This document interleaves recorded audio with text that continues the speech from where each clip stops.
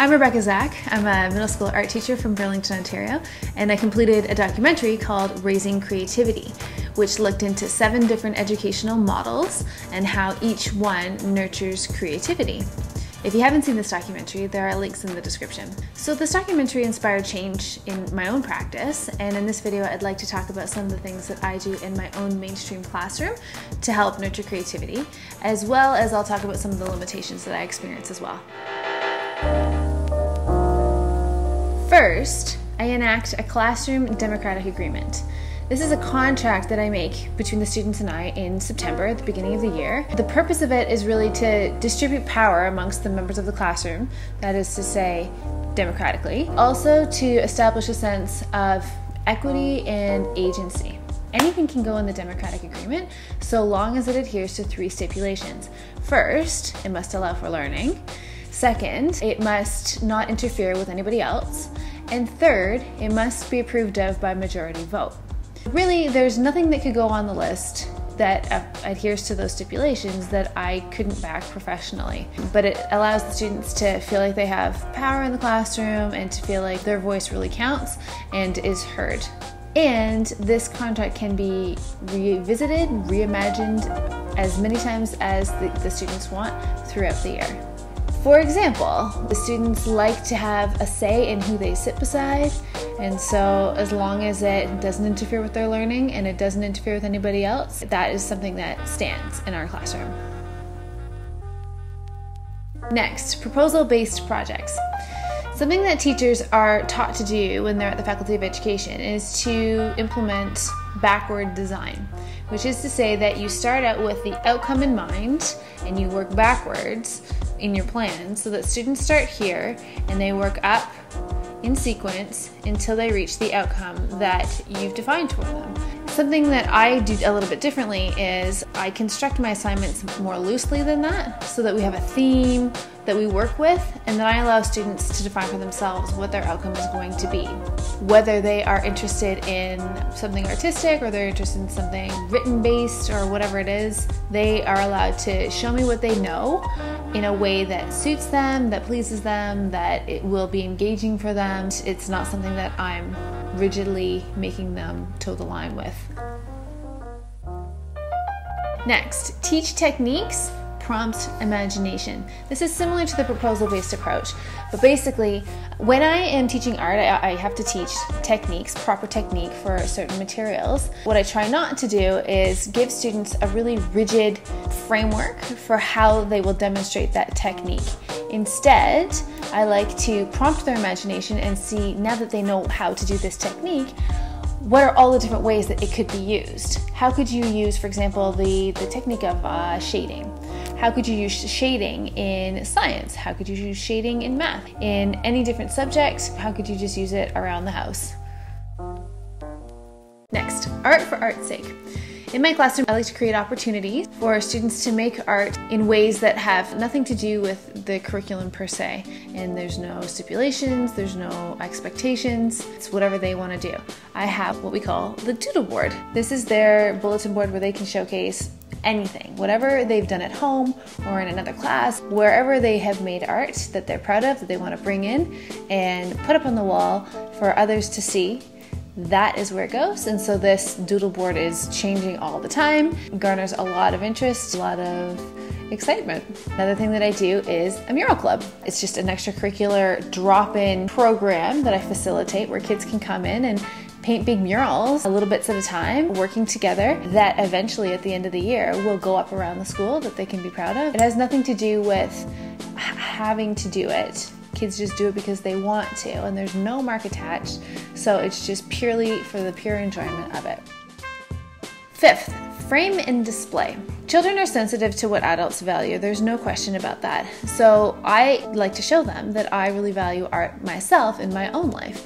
I bring in my own artwork from time to time and let them see what I'm doing and where I'm being challenged, problems that I'm having, things that I have to work through, and also how I've succeeded as time goes on. I also keep a bunch of frames handy, and these are just frames from the dollar store, cheap things, but when kids make art, It's nice to frame it so that you let them know that this is a valuable piece that they've created. You don't have to say it in words.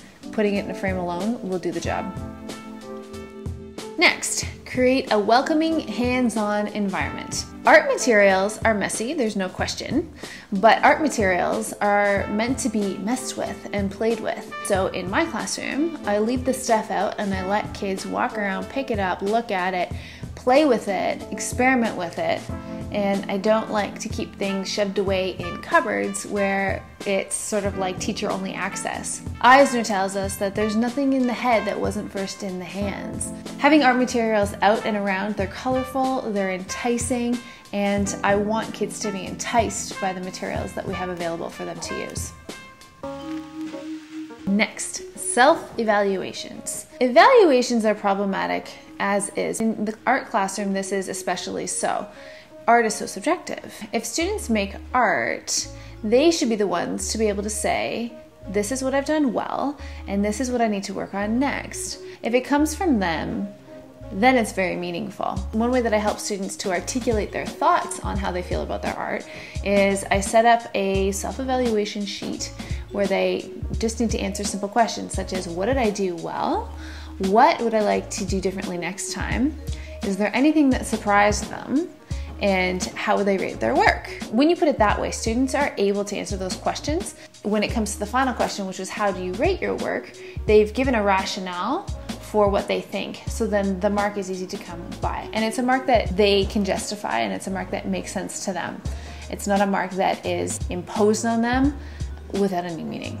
Sometimes I encourage students to think of a way of marking themselves that has nothing to do with a letter or a number. One time I had a student rate her work interesting, and I thought, what better thing for artwork to be than interesting? Job well done. 8, flexible birthlines. When you're creating art, it involves failure, it involves problem solving, it involves experimentation, getting things wrong a lot of the times before you can get things right. To impose a deadline and to say that all of your problem solving must be worked out by such and such a time only induces stress. I don't punish students for not adhering to any sort of a specific timeline.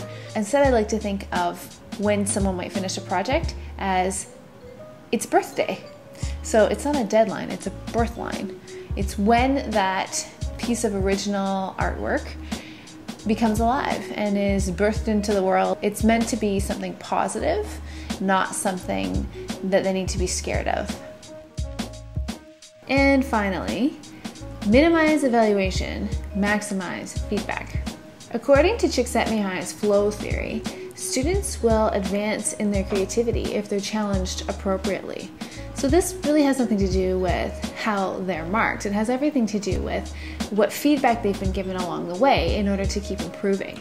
So I mark as little as possible, but as students are working, I am constantly talking to them about their process, talking to them about their goals, and prompting them to think in different ways, push their thinking around in different ways so that they can reach those goals or they can execute what they're trying to execute more appropriately.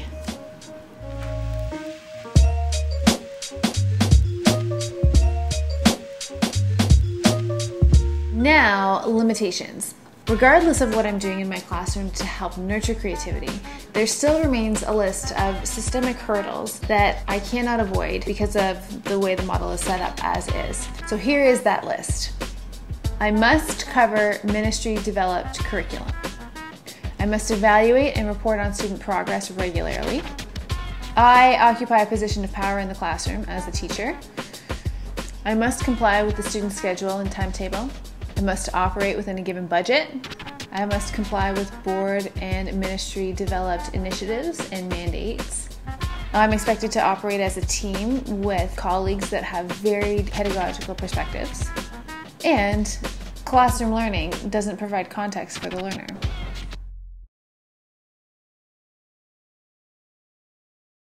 So those are some of the limitations of working in the mainstream classroom.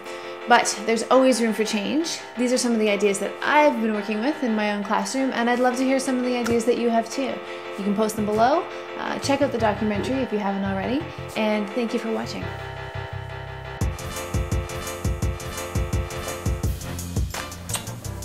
And Zoe says thanks for watching.